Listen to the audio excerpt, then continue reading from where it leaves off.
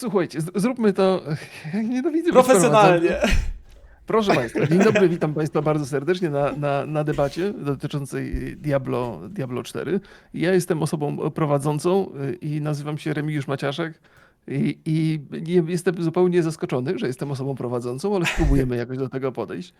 Chłopaki z Jaroka, które urządziły tę debatę, zupełnie mnie nie wtajemniczyły w to, że ja tutaj muszę prowadzić. Nawet ich zapytałem, kto będzie moderatorem? I powiedzieli, ja Kiszak już prowadził niejedną taką, więc spoko, nie? Mówię, okej, dobra, to przychodzę, Tylko pogadam. nikt mi nie powiedział. I, I przychodzę i słyszę, że w zasadzie nie ma prowadzącego i że chyba ja i że zamiast uczestniczyć w rozmowie na spokojnie, to tutaj będę zarządzał trochę tą opowieścią. Nie jestem do końca przekonany, czy jestem właściwą osobą na właściwym miejscu, ale przyjmijmy, że nie mam za bardzo wyjścia. Dobra, będę was przedstawiał zgodnie z tym, jak ułożyłem was w oknach. Właściwie to tak, jak chłopaki was ułożyli w oknach i tak, jak podpisywaliście się nikami. Nie wiem, czy tak przyjmijmy, że tak zostanie. Więc Nadine po lewej stronie, witam bardzo serdecznie. Witam, cześć. Piotrek, tuż obok. Siemanko. Kiszak, ciebie tak będę przedstawił, mimo że tutaj jesteś Może wpisany być. jakoś nie. I Tak, jest to jest Rysław z nick nami. tej Tak. który jest pozostałością z krótkiego okresu triumfowania po angielsku, który próbuję O, zmienić okej. teraz na Twitchu i trochę trwa. Okej, no i Rysław, dzień dobry. Dzień dobry, witam witam bardzo serdecznie. Musimy sobie ułożyliśmy sobie wstępnie jakiś plan rozmów na temat Diablo, ale żeby Państwa trochę wtajemniczyć w to, zakładam, że na każdym ze streamów jakoś tam mniej więcej jesteśmy u siebie przynajmniej rozpoznawalni. Zakładam, że generalnie jako ludzie, którzy gdzieś tam Diablo liznęli publicznie, to jesteśmy rozpoznawalni ogólnie, ale chciałem Wam zadać pytanie, którego żeśmy nie ustalili na początek. Jak się zaczęła Wasza przygoda z Diablo? To znaczy, od czego to się zaczęło? Gdzie był ten moment startowy? I lecimy tak, jak was przedstawiałem. Nadine, jesteś na start. Tak, no u mnie zaczęło się w ogóle po tym, jak wyszedłem z przedszkola właściwie, gdzie zaznajomiony informatyk. To takie historie. Tak, no to jakby u mnie też widzowie to mają jeszcze lepsze, nie? Bo tam bardzo dużo jest wkrętek przez rodziców właśnie, nie? Moi rodzice akurat nie grają, ale moi rodzice mieli kolegę takiego informatyka. I ten informatyk tam przychodził, coś tam ogarniał, jakieś rzeczy na moim kompie, na rodziców kompie. No i raz po prostu tam na jakimś spotkanku wieczornym dał mi grę, nie? Właśnie Diablo 2. Zainstalowaliśmy to, pokazał mi, w jaki sposób się ginie, w jaki sposób odzyskuje się zwłoki. To był 2000. Na wiedzę. Drugi, trzeci, nie pamiętam, który to był rok, drugi, trzeci, nie wiem. I tak, taka tajemna wiedza, zrobiliśmy sobie siedlisko zła, zrobiliśmy sobie krwawą uliczkę, wyszedł, odinstalowałem Diablo 2, bo uznałem, że to jest depresyjna gra, odrzuca mnie strasznie, nie jest kolorowa i tak dalej. Po zajęciach w przedszkolu okazało się, że za ciężki temat, tak? Za ciężki temat był, no, ciężki się wylosowało wtedy, nie? I co? Wierzcie albo nie, ale jakby wtedy jakoś zostało zasiane zostało takie ziarno w mojej głowie i po tygodniu zainstalowałem jeszcze raz. Zrobiłem tą Orlicę jeszcze raz i potem już progresowałem cały czas. Pierwszy akt, 3 tygodnie, żeby przejść. Potem walka z Durielem, z tydzień mi zajęła, żeby w ogóle ją sprogresować. Potem zauważyłem, że więcej osób zaczyna grać i mieliśmy takie małe party w podstawówce. I wymienialiśmy się spostrzeżeniami, na przykład słowa runiczne, nie wiedzieliśmy o co chodzi, bo już wtedy był dodatek Lord of Destruction i pytałem się, jak słowa runiczne robić, nie? I takiego gościa, który był lepszy ode mnie wtedy w D2, no i on mówi, żebym wkładał byle co po kolei, coś tam może wyjdzie czasami i tak dalej, żebym Shamshira szukał i że będzie dobrze, nie? No i tak się grało. No i jakoś tak się zaczęło. To jest, proszę Państwa, taka dla mnie lekcja na przyszłość, że jak zadaję pytania, to powinienem powiedzieć taką krótką historię. To się nie da. Nie no, nie da się tak. Okej, spoko. Piotrek? Znaczy ja też bardzo wcześnie się wciągnąłem w Diablo. Miałem starszego brata, który grał. Mieliśmy jeden komputer i czasem mi pozwalał grać na swoim komputerze. Oczywiście tylko jak pozwalał mogę grać, bo to był był taki motyw, że sprawdzał potem właściwości pliku, czy grałem pod jego nieobecność, więc to musiało być pozwolenie. Ale dobra, jeśli chodzi o Diablo, to ja pamiętam, że miałem trochę tak jak Nadine, jeśli chodzi o słowa runiczne. Ja w ogóle grałem parę lat nie wiedząc, że istnieją. To była wiedza tajemna. Tak, to była wiedza tajemna, ja grałem na singlu, ja sobie po prostu robiłem swoje rzeczy. Pamiętam, że wszystkie moje postacie były ubrane od stóp do głów tylko w przedmioty unikatowe, bo stwierdziłem, że jak no, są od innego kolorku, to muszą być lepsze od tych bardziej przeciętnych i tak się trzyma, chociaż powiem szczerze, że że przez ten okres, nie wiem, po Diablo 2 to była taka gierka, do której zawsze wracałem, ale do tego gatunku i tak, że tak powiem, to kontrowersyjne. Po trójce najmocniej wciągnąłem, bo trójka mnie przekonwertowała jeszcze na PoE, na sprawdzanie konkurencji i tak dalej. Okej. Kiszek? U mnie to Diablo 1 to jest pierwsza gra, w którą ja pamiętam, żebym kiedykolwiek zagrał tak świadomie. I miałem wtedy z 5 lat i pamiętam do dzisiaj dzień, w którym mój brat przyniósł Diablo 2 po raz pierwszy do domu. I ja totalnie się pochłonąłem tą grą. Nie wiem dlaczego, no ja miałem wtedy z 6 lat, może z 7, jak pierwszy raz zagrałem w Diablo. I pamiętam, że to była nasza ulubiona gra w domu. I to jeszcze była taka sytuacja, że my mieliśmy dysk, który miał łącznie 1 gigabajt. I my jak chcieliśmy zagrać w jakąkolwiek inną grę, to musieliśmy odinstalować Diablo, skopiować save'y i zainstalować nową grę i potem trzeba było znowu zainstalować Diablo, bo każdy chciał tylko w Diablo grać u nas na chacie. To prawie jak właściciele nowych konsol, nowej generacji, nie? I pamiętam, jak jeszcze nie miałem internetu i chodziłem do kafejki, ściągałem sobie save z Diablo 2, co inni ludzie wrzucali to było takie stare forum diablo.phoenix.pl. Ja tam sobie ściągałem te Imperium. save'y, przynosiłem je do domu, sprawdzałem, jak inni ludzie budują postacie i potem pamiętam, że ściągnąłem sobie Hero Editor, żeby testować różne buildy. Więc dla mnie Diablo to była taka pierwsza gra, która mnie wciągnęła w taki min-maxing tak naprawdę i no pochłonęła mnie już na zawsze. Rysław, zakładam, że twoja perspektywa będzie odrobinę inna. No tak, moja perspektywa będzie odrobinę inna, bo jestem starym dziadem i ja zacząłem po premierze Diablo I, czyli w 97. Gra wyszła na koniec 96, ale tak naprawdę w 97 zacząłem grać. Jeszcze wtedy miałem Amigę 1200, więc grałem u kumpli. W 98 kupiłem sobie komputer i wtedy już pochłonęło mnie Diablo i już wtedy współpracowałem z CD Projektem, tłumaczyłem gry różne i w roku 99, kiedy zacząłem pracować nad Tormentem, zostałem zapytany przez bodajże Marcina Imińskiego, szefa CD Projektu, czy nie chciałbym pracować przy Diablo II, że trzeba będzie pojechać do Irlandii i no tam w tydzień zrobimy całą grę. Nie? Wcześniej zrobiliśmy pizzę Syndicate w Niemczech w 3 dni, no to teraz, testowaliśmy, to teraz pojedziemy sobie, czyli ja pojadę do Irlandii w tydzień pyknę, miałem pojechać na tydzień, skończyło się na 4 miesiącach, ale pyknąłem tu Diablo 2, więc tak, tłumaczyłem Diablo 2, tłumaczyłem Diablo 3, współtłumaczyłem Diablo Immortal, współtłumaczyłem Diablo 4, później pomagałem też przy takim fanowskim spolszczeniu Diablo I, dawałem, że tak powiem, głos w większości, tylko w Diablo 2 mnie nie ma, tak to jestem we wszystkich chyba. No tak więc coś tam o Diablo wiem. Tam parę. Poczekaj, ty użyczałeś głosu do Diablo nowych? Do Diablo Tak, 3, w Diablo 4? 3 jestem i w Diablo 4 i w Diablo 1, tak. Jaką postacią jesteś w Diablo 3? W 4 jestem poboczną postacią poboczną, jestem jednym z rycerzy ze świty Vigo, bardzo ważnej postaci na początku, więc mam 3-4 kwestie, malutko. W Diablo 3 jestem obsadzony głównie po warunkach, czy jako potwory rozmaite, rycze, upiory, ryczące bestie, ogry i tam, wiecie, typu Okej, ciekawa rola. zabijecie. I takie dobre. No, W Pampers. Diablo pierwszym jestem rzeźnikiem i farnamem i jeszcze jestem jednym z kozłoludów. Więc tak. Okej. To ja dodam od siebie, że ja przy Diablo siedzę praktycznie od jedynki i dużo czasu spędziłem przy jedynce, to jest dla mnie kawał historii. Więcej nie będę opowiadał, bo nie ma sensu. Bo bym pewnie gadał tyle, co wy razem, bo ja lubię o tych diabełkach opowiadać bardzo mocno. Ale idąc dalej, już zgodnie z planem, który żeśmy sobie ułożyli i w tej samej kolejności, o której żeśmy opowiadali. Jakie były wasze oczekiwania wobec Diablo? Na co liczyliście wobec Diablo 4?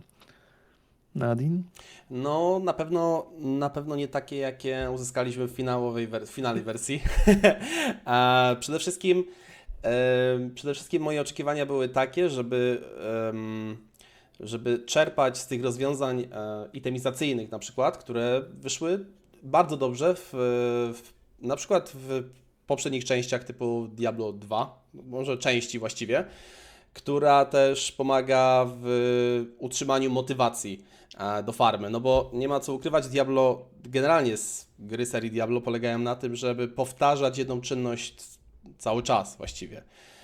I nie ma tutaj za bardzo finezji, nie ma tej różnorodności, jakby generalnie jest bardzo dużo takiej monotematyczności w tych grach i moim zdaniem kluczem do sukcesu w utrzymaniu motywacji gracza właśnie do tego, żeby chciał to robić, no to jest fajna itemizacja. I miałem taką nadzieję i też sam Blizzard dawał takie posty, zajawki przed premierą Diablo 4, w jaki sposób ma to wyglądać. I to wyglądało profesjonalnie. I to Wtedy wyglądało bardzo, wyglądało bardzo profesjonalnie i bardzo dobrze. fajnie. Na przykład, żeby nie być gołosłownym, no to były tam rzeczy, które promowały na przykład magiczne przedmioty. Generalnie w Diablo 4 w tym momencie wygląda to tak, że jest z tym kiepsko, a żeby nie za bardzo tam rozjeżdżać się, to tak, oczekiwanie miałem takie, żeby właśnie że itemizacja będzie coś na zasadzie Diablo 2, że każdy rodzaj przedmiotu ma znaczenie, ma wagę. Nie patrzymy tylko i wyłącznie na te rzadkie przedmioty bądź legendarne, tylko jednak też będziemy zmotywowani do tego, że te magiczne będą ciekawe i żebyśmy chcieli, że ta itemizacja będzie ciekawa przez to, nie?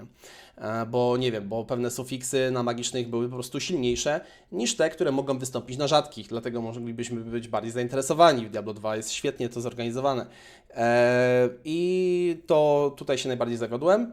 Pomimo tego, że jakby sam sobie tego nie wymyśliłem, to oni też przedstawiali, Blizzard też to przedstawiał, że w taki sposób miałoby to wyglądać. Były posty, ty chyba nawet, Piotrek, robiłeś też fajny materiał na ten temat na YouTubie, gdzie fajnie Tak. to przedstawiłeś, no nie? I tam było widać, w jaki sposób toczy się w jaki sposób myślą, w jaki sposób jest ten tok rozumowania. I to był bardzo obiecujący sposób, bo tak naprawdę dla mnie w tego typu grach, no to itemizacja jest najważniejsza, która pozwala utrzymać gracza przy tym. No i to był krok w dobrą stronę, ale potem miałem wrażenie, że to, co uzyskaliśmy w finalnej wersji, no to albo brak jakichś kompetencji, no bo ten zespół całkowicie to jest jakby coś innego już teraz, albo po prostu no jakieś bardziej może komercyjne podejście do tematu Diablo 4 niestety. Więc to były moje oczekiwania i całkowicie się zdziwiłem. Już w becie było widać, że to nie zmierza w dobrym kierunku. Także tyle. Okej, Piotrek? No, jeśli chodzi czysto o oczekiwania, bo już nie chcę tak łączyć wszystkich myśli w jedną. Jeśli chodzi o oczekiwania, to liczyłem, że uda im się, znaczy może nie tyle liczyłem, co miałem nadzieję, że uda im się wydestylować to, co było najlepsze w poprzedniczkach, znaczy elementy jakieś pozytywne loopu gameplayowego trójki, być może, ale przy tym wszystkim głębia dwójki, czyli właśnie to, żeby różne przedmioty się liczyły, to, żeby wszystko miało takie poczucie, że zawsze masz inną przygodę, bo trochę mnie to zdziwiło faktycznie, że dużo decyzji, które podjęli z czwórką, koniec końców, to są takie decyzje, które jakby od początku można było przewidzieć, że to jest strzelanie sobie Oj, w kolano, tak. na przykład statyczny świat, ale dobra, może już faktycznie wychodzę zbyt daleko. Kiszak? No to ja wam powiem, że tak jak śledziłem Diablo 4 od samego początku i od tych postów na forum, które wrzucał Blizzard, to Blizzard wtedy bardzo blisko działał z określoną grupą streamerów i to byli partnerzy Diablo z krajów anglojęzycznych. I w tym samym czasie, w którym oni dostali zamkniętą betę pierwszego aktu, niektóre osoby dostały zamkniętą betę, której nie można było streamować, wszędzie miała znaki wodne, nie można było żadnych informacji na jej temat udostępniać. I właśnie ja się wtedy dostałem do tej bety, która się nazywała tą betą rzekomego endgame'u. I pamiętam, jak duży miałem dysonans poznawczy pomiędzy moimi odczuciami z gry, a partnerami Blizzarda, którzy się wtedy wypowiadali, że Diablo 4 łączy w sobie najlepsze elementy Diablo 2 i Diablo 3. I co ciekawe, to był typowo marketingowy bełkot, teraz już to tak można powiedzieć, ponieważ oni wszyscy wypowiadali identycznie tą samą formułkę jak mantrę. W każdym filmie się znalazła ta sentencja i ona nigdy nie miała zmienionej formy. I wtedy ja już zauważyłem, że to Diablo 4 nie jest tak naprawdę niczym więcej niż Diablo 3 i mimo wszystko liczyłem, że znajdzie się tam trochę więcej elementów kustomizacji postaci, które na początku Diablo 3 były bardzo przyjemne, bo to, co ja na przykład w Diablo 3 pamiętam najbardziej lubiłem, to był fakt, jak graliśmy Wizardem, to każdy skill był praktycznie inny. Miał zupełnie inne działanie. Miał inny projectile, miał inne AOE, miał inny typ obrażeń i uwielbiałem to, że za każdym razem jak wracałem do miasta, mogłem sobie podmienić skille na inne i przetestować, jak będzie działał na przykład na meteor taki wizard albo na mroźną kulę. I w Diablo 4 to już w tej pierwszej zamkniętej becie było widoczne, że ta ilość skilli jest na tyle ograniczona, że tam będziemy wszyscy łupać jednymi buildami. No i do tego wszystkie statystyki, które były przyklejone praktycznie rodem z Diablo 3, bo tam nie mieliśmy takich unikalnych modyfikatorów ataku, jak na przykład Crushing Blow, jak Open Wound, jak Faster Cast Rate, jak Faster Hit Chance, jak Block Chance. I to już od razu, ja na przykład wtedy zauważyłem, że ta gra idzie w bardzo taką casualową stronę. No ale to do końca to nie jest coś złego, bo wiadomo, że ta branża ewoluuje w taki sposób, że te gry starają się wychodzić cały czas do przodu i starają się do coraz większej grupy odbiorców docierać. Ale ja już wtedy zauważyłem, że to nie będzie do końca produkt dla mnie. No i dlaczego, to mi się wydaje, że chyba dalej o tym pogadamy, co? Tak jest, Rysław. Znaczy ja z racji wykonywanego zawodu wiedziałem znacznie wcześniej, czego się spodziewać. Szczególnie jeśli chodzi o fabułę, bo mechaniki niekoniecznie. Natomiast fabularnie oczekiwałem, że będzie to coś znacznie mroczniejszego niż Diablo 3 i to dostałem. Moim zdaniem fabularnie to jest najmocniejsza gra ze wszystkich Diablo. Zdecydowanie. Zdecydowanie jest najlepsza, jeśli chodzi o prowadzenie fabuły, jeśli chodzi o też samo wejście w świat i prezentację tego świata, konstrukcję świata. Ja wiem, że wiele osób gra w Diablo po to, żeby maksymalizować swoją postać. Właśnie taki jest min-maxing, natomiast trzeba sobie wyraźnie powiedzieć, że tak naprawdę Blizzard ma tutaj ciężki orzech, bardzo twardy orzech do zgryzienia, bo oni robią grę z kryzysem tożsamości. Oni robią grę, którą sami chcą przeznaczyć dla zarówno graczy niedzielnych, zarówno dla casuali tak zwanych, jak i dla hardkorowców, którzy tutaj się zebrali, którzy rozpatrują każdy sufiks, każdy prefiks, każdą mechanikę w znacznie bardziej głęboki sposób niż osoby, które chcą sobie popykać i pozabijać potwory, przejść kampanię, może coś tam innego zrobić. Pod tym względem, moim zdaniem, Diablo 4 się sprawdziło. Ja bardzo dobrze się bawiłem w kampanii i grało mi się bardzo przyjemnie. Dobiłem do 100 poziomu moim barbarzyńcom i to był czas, który spędziłem niezwykle przyjemnie, naprawdę. Natomiast rzeczywiście mogę się zgodzić z tym, że gra końcowa ma teraz problem, szczególnie w tym sezonie, kiedy wszystko zostało pogorszone. Znaczy my zadajemy mniej obrażeń, potwory zadają nam więcej obrażeń, nie czujemy potęgi naszej postaci, nie czujemy zdobywania doświadczenia, co jest moim zdaniem stoi w zupełnym przeciwieństwie do tego, jak gracze chcieliby odbierać tego typu gry, czyli chcieliby poczuć się potężni, chcieliby zobaczyć, że ich konfiguracja postaci wymiata, chcieliby móc stworzyć więcej konfiguracji postaci niż tylko te, które są oparte na mechanizmie odsłaniania, czy też vulnerability, jak to jest po angielsku, a w tej chwili to jest najmocniejsza mechanika, więc wszyscy robią postacie pod tę mechanikę, więc z gruntu rzeczy trzeba moim zdaniem w kolejnych sezonach będzie tę grę mocno przeprojektować. Nie wiem, jak to będzie zrobione, bo wiecie, nie mam takich informacji, natomiast wydaje mi się, że wyciągną ludzie z Blizzarda nauczkę z tego, jak ta gra jest w tym momencie odbierana, bo wydaje mi się, że odbiór na premierę był bardzo dobry i gra zyskała dobre oceny i większość osób się świetnie bawiła, tych, które zaczęły, natomiast rzeczywiście im dalej w las, im głębiej wchodzimy w mechaniki, tym widać pewne problemy, które są chyba wrodzone od samego początku i które trudno będzie naprawić, choć wierzę, że jest to możliwe.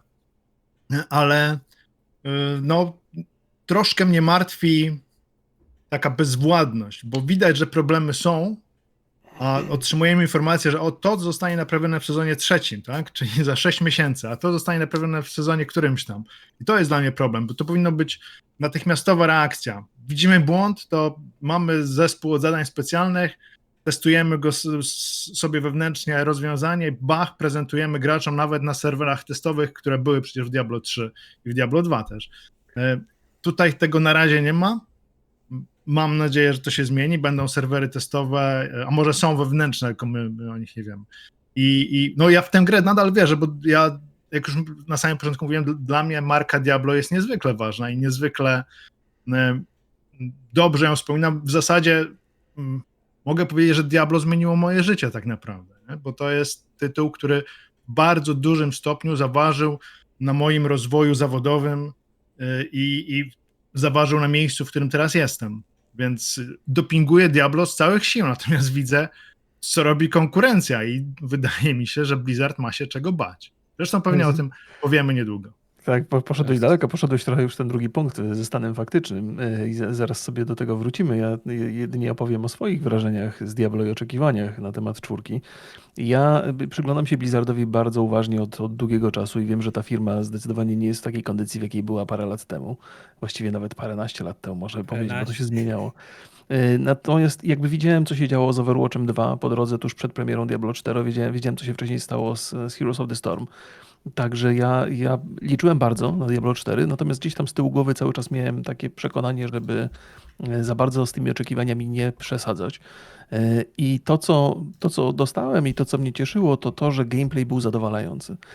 I ja byłem od początku przekonany, że maksimum, co ja zrobię w tej grze, to sobie wszystkimi postaciami przejdę to, zrobię maksymalny poziom, no i potem będę czekał na endgame, bo byłem przekonany, że niezależnie od tego, jak duże studio jest Blizzarda i jak wiele lat już mają doświadczeń, to byłem przekonany, że ta gra nie dostanie dobrego endgame'u na samym początku.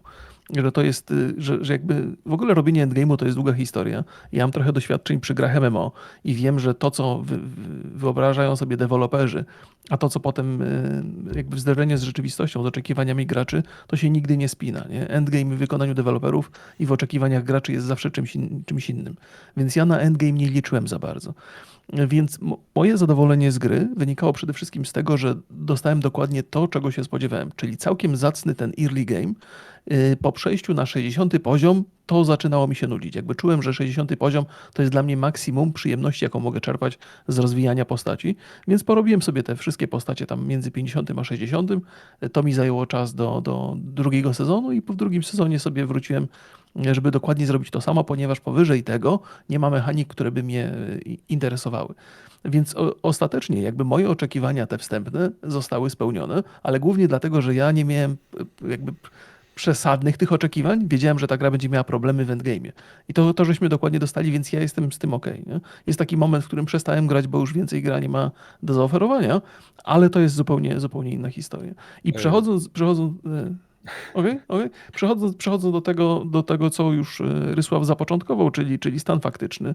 Nadine, jak to wygląda według ciebie? Jakby najbardziej niepokojące jest to, bo Powiedziałem drugi sezon, przepraszam, chciałem pierwszy się sezon. chciałem się też do Rysława odnieść a propos tego feedbacku i brak zmian nagłych, reakcji szybkich od twórców na jakieś tam oczywiste błędy, no nie? To też jest dosyć słabe, moim zdaniem, bo oni tam podkreślali to bardzo wyraźnie, że oni przy premierze Diablo 4 przygotowali sobie od razu 2 sezony już. Więc właściwie oni jakby proszą o ten feedback cały czas, jakby bardzo, bardzo podkreślają to na każdym tym campfire czacie, czy tam zebraniu deweloperów D4, ale właściwie no, niewiele tego feedbacku przechodzi dalej do jakichś tam czynów, do zmian realnych, bo oni jakby mają całkowicie przygotowany sezon pierwszy i drugi I dopiero właśnie tak sami zapowiadają od tego trzeciego dopiero zaczną się jakieś realne zmiany. Co wychodzi, no, dla graczy no, to jest troszeczkę takie, no to jest, jakby mam nie ma pytanie, tam, czy my nie możemy będzie tam zacząć się żadnego wtrącać zrozumienia. powoli, bo tak trochę monologi, no nie, prowadzimy i Tak. ja Tak, mam no. dużo Dlatego- rzeczy do Ja tylko dopowiedzenia dobra, czasami. to ja tylko tak, no możemy, dla mnie spoko, nie? Jak coś to im przerywaj. Ja tylko chcę, a propos tego, co Rox spytał się jeszcze, jak to widzę ten stan faktyczny. Stan faktyczny wygląda w taki sposób, że wprowadzają w tym momencie tą mechanikę tych gemów i ona jakby nie, ona wprowadza troszkę różnorodności, jest to troszeczkę copy-paste z The Immortal, ale nie naprawia tego głównego problemu, czyli i tak, jak ty Rok mówiłeś, Rysław też jakby ta nuda po tym 60 levelu, ona będzie dalej trwała, pomimo tej nowej mechaniki. Główny problem moim zdaniem w tym momencie jest taki, że ludzie nie mają sensu, nie czują sensu, nie widzą sensu w farmieniu. Nie wiedzą po co dalej grać po wbiciu tego 60 levela, gdzie są te takie mocne power spike'i, kiedy wchodzimy na najwyższy poziom trudności, zdobywamy starożytne przedmioty, czujemy fajny przypływ sił z przedmiotów. No i ten przypływ sił jakby kończy się w momencie, kiedy zastąpimy wszystkie nasze przedmioty na starożytne. I po tym przypływie sił zostaje nam jeszcze 40 poziomów, które są po prostu jakby nudne. I ten sezon tego nie naprawia. Dodatkowo też no bardzo tak słabo to wygląda w momencie, kiedy twórcy gry wpadają na pomysł, żeby wszystkich znerfić, żeby wszystkie klasy były gorsze, żeby po prostu obniżyć cooldown reduction, czyli redukcję cooldownów, redukcję tych czasu odnawiania. Bo zawsze tak jest, że jak coś gracze mieli i im się to odbierze, to musi się wiązać z negatywnym feedbackiem. Po prostu, jeżeli coś, to tak jakby odebrać, nie wiem, czarodziejce, wrzucić cooldown na teleport w Diablo 2 na przykład, nie? Ludzie się do tego przyzwyczaili, to jest im odbierane, oczywista negatywna reakcja, no i potem pod napływem feedbacku negatywnego oni to odwracają. Ale samo podjęcie tej decyzji w tym roku, gdzie oni jakby powinni mieć to doświadczenie mniej więcej. Wiadomo, że to jest teraz Activision Blizzard, ale mimo wszystko to samo robili w Diablo 3. Były tak samo, jakby bardzo podobnie wyglądały te nerfy i zawsze feedback był negatywny. Także nie budzi to dla mnie jakichś takich pozytywnych spekulacji, jeżeli można wpaść na taki pomysł, że to może być w jakiś sposób okej, gdzie to przedłuża tą rozgrywkę jeszcze bardziej, w momencie, kiedy ona jest i tak już wystarczająco nudna po tym 60-70 poziomie, więc no, aktualny stan rzeczy dla mnie jest tragiczny. A to, co rozpoczął... Piotrek, poczekaj chwilkę, No? ja przepraszam, że ci przerwam. To jest absolutnie twoja kolej i tego chciałem powiedzieć, że faktycznie ta nasza dyskusja tak toczy się monologowo, dlatego że nas jest tutaj 5. Jakbyśmy zaczęli się dyskutować tak, jak pewnie mamy ochotę wszyscy, to byśmy się zakrzyczeli strasznie. Więc pozwólmy sobie na te kilka wypowiedzi, a potem pójdziemy już tak zupełnie swobodnie, żeby podyskutować o tym. Także na razie polećmy tak, udając kulturę tutaj. Dobra, to korzystając w takim razie, w ogóle, no tak, teraz ja myślałem w sumie, że ja się właśnie wkradam przed Kiszakiem, ale dobra, to coś, co rozpoczął Rysław, potem jeszcze Nadine o tym wspomniał, to jest właśnie kwestia tego, że oni mają jakby bardzo dużo rzeczy naprzód robione, tak naprawdę pewnie Rysław wie, jak dużo, a my nie wiemy. Słyszałem różne teorie, słyszałem, że rzekomo to nawet już mają zrobione 4 sezony. Tak To słyszałem. Nie. Okej, ale mamy ja potwierdzenie, nic o tym że nie wiem. Natomiast rzeczywiście wydaje mi się, że sezon pierwszy był zamknięty dość szybko. Natomiast wiesz, on był zamknięty, jeśli chodzi o warstwę tekstową, a warstwa mechaniczna to jest coś, o czym zupełnie nie wiem. Oni tam, wiesz, mają swoje tabelki, mają swoje kalkulatory, mają swoje wyliczenia, które powinny im coś powiedzieć. A jest tak, znaczy ja w ogóle nie mam pretensji do Blizzarda, że coś zmienił i że się gra inaczej. Natomiast rzeczywiście dziwne jest to, że postacie są zdecydowanie słabsze. To jest i jest zwiększony ten grind, te mozolne chodzenie w te same miejsca, te same podziemia koszmarów i zabijanie potworów, żeby troszkę tego doświadczenia więcej zebrać. Już ci oddaję głos. Jasne. To generalnie właśnie, ale dla mnie to jest paradoksem na swój sposób, że oni otwarcie mówią, że robią jakby sezony naprzód, że robią dwie ekspansje płatne naprzód, Tak. że wydaje mi się, że kultura konsumentów, która nie ma z tym problemów, jest już, można powiedzieć, pokazuje, że jesteśmy na przegranej pozycji. Podoba mi się na przykład podejście Larianów, którzy teraz mówią, hej, nie myślimy w ogóle o robieniu żadnej ekspansji, dopóki naszej singlowej gry nie dopracujemy, jeszcze nie odbugujemy, nie zrobimy poprawek, nie popracujemy nad tym, co trzeba. A w międzyczasie mamy właśnie Blizzarda z grą droższą, którzy mówią już w momencie premiery, ej, w zasadzie, i oni to mówią bez cienia żenady, nie? No wiemy, że tam narzekacie, że to jest niedopracowane, tego nie ma, że do skrzynek nie możemy dodać miejsca, bo nam to zajmie 6 miesięcy, ale słuchajcie, my też w zasadzie was trochę olaliśmy, bo robimy 2 płatne ekspansje już naprzód. I myślę, że z perspektywy konsumenta można się poczuć wręcz trochę oplutym, mam wrażenie. Należałoby się pewnie poczuć, Tak. ale żeśmy się już być może przyzwyczaili trochę do tego. Kiszak? To ja się, wiecie co, ja się może odniosę do tego, co Rysław powiedział. Bo Rysław powiedział, że z sezonami jest teraz taki trochę problem, że oni powinni o wiele szybciej wprowadzać te zmiany. Jasne, byłoby o wiele lepiej. Ale mi się ogólnie wydaje, że core rozgrywki Diablo 4, pomimo tego, że ma bardzo dużą część zrobioną dobrze, tak ma grupę systemów, które są odpowiedzialne za gratyfikację ciebie jako gracza i prowadzenie ci dalej w twojej przygodzie, zrobioną w tragiczny sposób. I co najgorsze, to są gotowe rozwiązania, które oni mogli przekopiować z poprzedniczych, czyli z Diablo 1, z Diablo 2. No i też warto tutaj zaznaczyć, że PoE było w bardzo dużej mierze wzorowane na Diablo. I ogromna ilość mechanik i nawet błędów i glitchy, które występuje w PoE, to są rzeczy zaczerpnięte czysto z Diablo 2. I teraz jeśli chodzi o te sezony, to ja jakiś czas temu zadałem takie pytanie u siebie i ty, Piotrek, będziesz świetną osobą, żeby odpowiedzieć na to.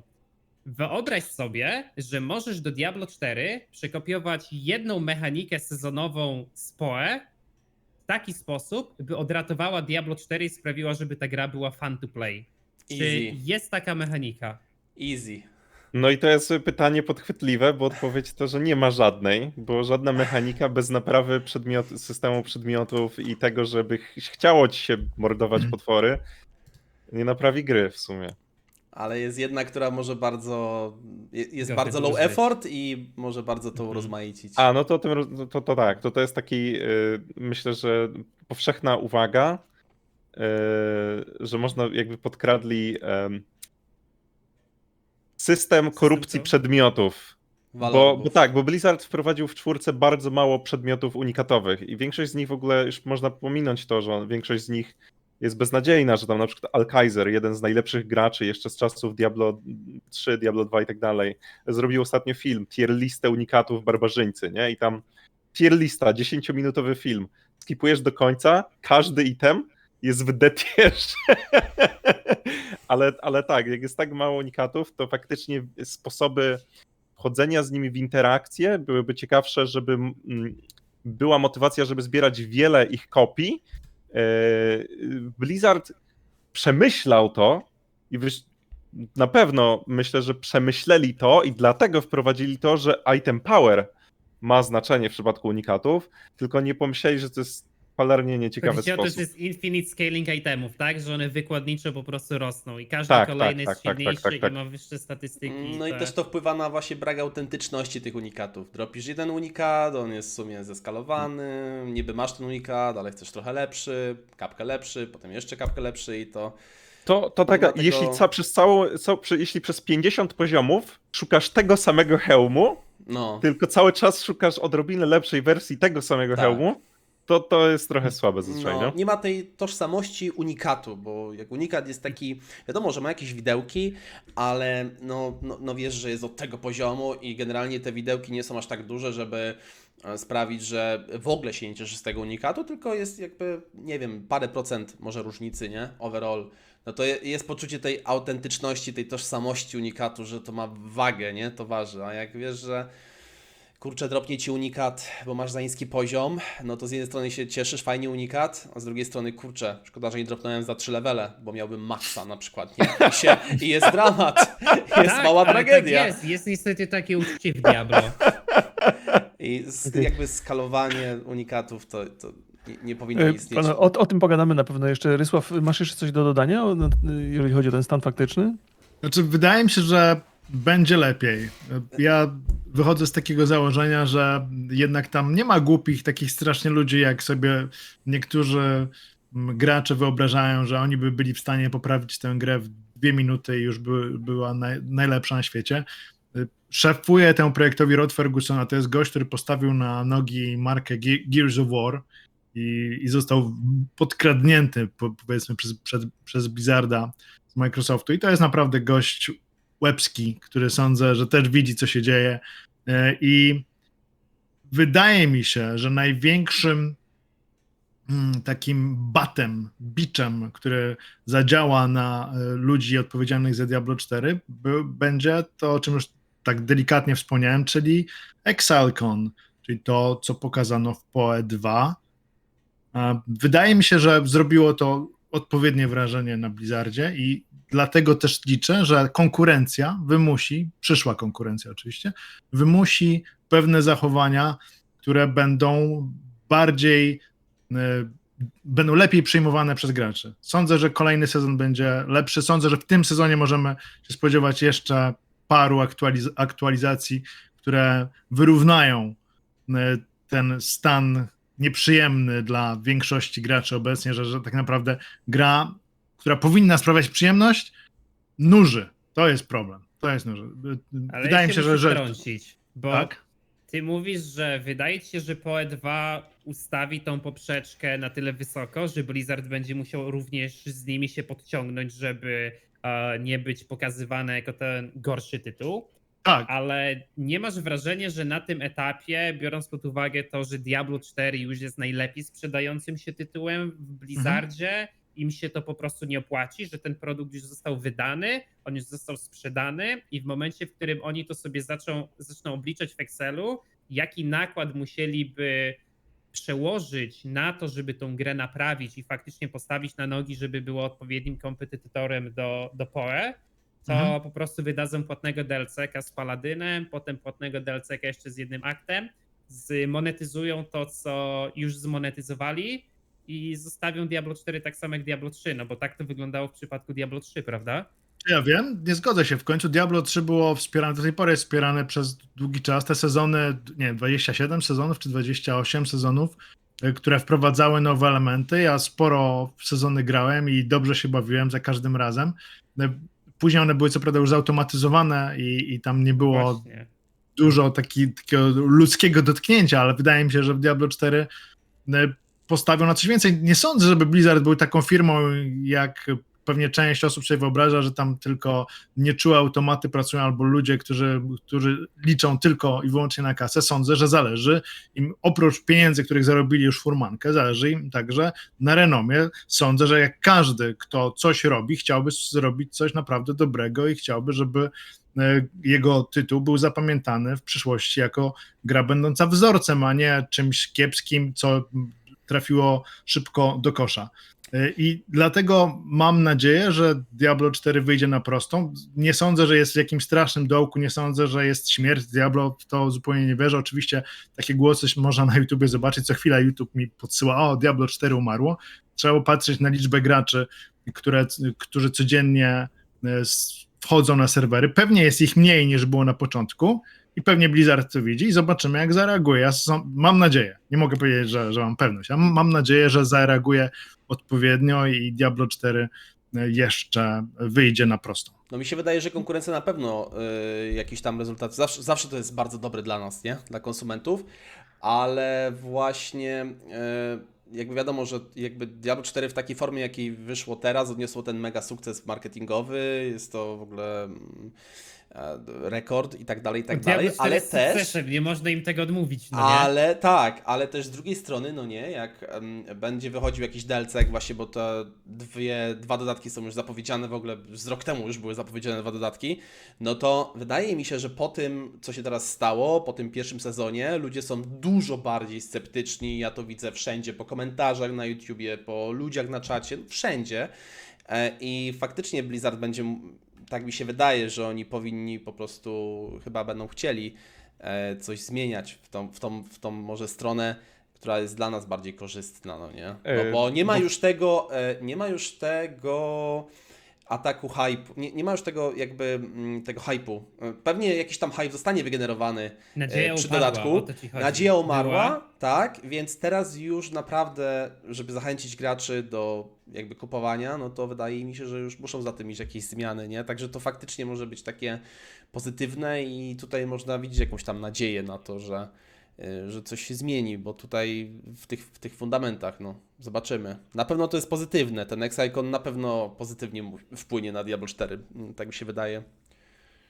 Jeśli chodzi też o Roda Fergusona, to według mnie, ja jakby oczywiście nie mam zielonego pojęcia, jak to wygląda w praktyce i nie znam samego Roda zbyt dobrze, ale dla mnie trochę niepokojące jest, gdy mam wrażenie, że w wielu aspektach po prostu za tworzenie gry wzięli się chyba ludzie, którzy nie do końca rozumieją to, co sprawiło, to, co było Formułę esencją gatunku. poprzedniczek, tak, formułę gatunku. Jakby to powiedzieć, nawet obserwując sposób, w jaki robiona jest konstrukcja postaci, jakby postęp postaci, progres postaci w Diablo 4, bardzo często odnosiłem wrażenie, że hej, jak nic, za to odpowiadał zespół, który wcześniej zajmował się przede wszystkim MMORPG, bo są takie rzeczy, które kompletnie nie działają w action RPG-u, ale są 1-1 jak z jakiegoś WoWa. Widać to często po tym, jak na przykład dostajemy jeden z kolejnych poziomów i na przykład otrzymujemy pasywkę. No jeśli jest niedziela i masz powyżej 50% many, to bierz 3% więcej. I w grze, w której jakby gonienie za mordować. kolejnym poziomem, szukasz sposobu, żeby grało się inaczej, chcesz postać inną niż inni. W momencie, w którym dostajesz taki bonus jak z punktów talentu z World of Warcraft Classic, Warunkowy taki, Tak. jeśli coś, to... a nawet nie Ale warunkowe, to gdyby jesteś to w było karciankach, to jest bardzo często to ma miejsce, no nie? tak, I- ale nawet gdyby to nie było warunkowe, gdyby to po prostu było bijesz 3% więcej jako, nie wiem, jeden tam z tych elementów, to nie brzmi zbyt dobrze. Jeszcze do tego też taki bardzo MMS-owy, ja to nazywam progresją liniową, może ktoś by się przyczepił do tego nazewnictwa, ale ja to bym podzielił na progresję skokową i liniową, że Diablo 4 ma taką zbliżoną do MMORPG-ów progresję liniową, w której przyrost siły jest ciągły, pomijając bardzo mało poszczególnych przypadków, typu znajdziesz Tempest Roll na druidzie. To jest może, nie wiem, ze 3 takie przypadki mi przychodzą do głowy. No i Ale levele przez 50, 70. Tak, ale przez większość czasu gry masz bardzo drobne przyrosty, na przykład po 0,5% jesteś silniejszy, cały czas. I one prowadzą do takiej monotonii, że ty nawet ich nie zauważasz, bo są tak drobne, podczas gdy tym, co właśnie najwięcej frajdy sprawia, czy to w Diablo 2, czy w Path of Exile, że znajdujesz że możesz przez 10 godzin być tak samo silny, ale czujesz taką ogromną satysfakcję i coś, za czym bardzo dążysz, jak co te 10 godzin zmienisz jedną rzecz, ale to będzie progres skokowy. Nie będziesz 0,5% silniejszy, nie, będziesz nagle 2 razy silniejszy. No to święte słowa, rzeczywiście masz absolutną Mhm. rację. To w Diablo 2 pięknie działało i pewnie w PoE też, z tego co mi syn mówi, że właśnie ja za mało w PoE grałem, ale masz rację, to byłoby brak, jest tam widzę na czacie, że ludzie piszą, że kopią tutaj, tak, że no w ogóle Blizzard im płaci. Nie no, powiem tak, ja się dobrze bawiłem, tak, teraz będą pisać, że kopią, natomiast ja widzę wady w tej gry jak najbardziej. Rzeczywiście my tutaj rozmawiamy o tym, co może się zmienić w Diablo, czy jest szansa, żeby Diablo było lepsze. Ja sądzę, że jest i to jest uważane za kopium. Inni uważają, że Diablo nie żyje. Ja sądzę, że da się tę grę wyciągnąć, tylko trzeba sporo przemyślanych decyzji i to, co mówi Piotrek, czyli rzeczywiście dać obiekt, dać jakiś cel graczowi oprócz chodzenia na te 3 wydarzenia główne, czyli tam przypływy bossów i podziemia koszmarów, żeby gracz dążył do czegoś, dążył do tego, żeby znaleźć ten przedmiot super rzadki, żeby, kurczę, nie wiem, żeby brakuje zestawów, brakuje run, no ale dać dodatkowe Przedmiotów elementy definiujących. graczowi, które sprawią, że On będzie będzie chciał to dążył robić. do gwałtownego zwiększenia poziomu, znaczy może nie poziomu, ale mocy swojej postaci, poczuje się jak prawdziwy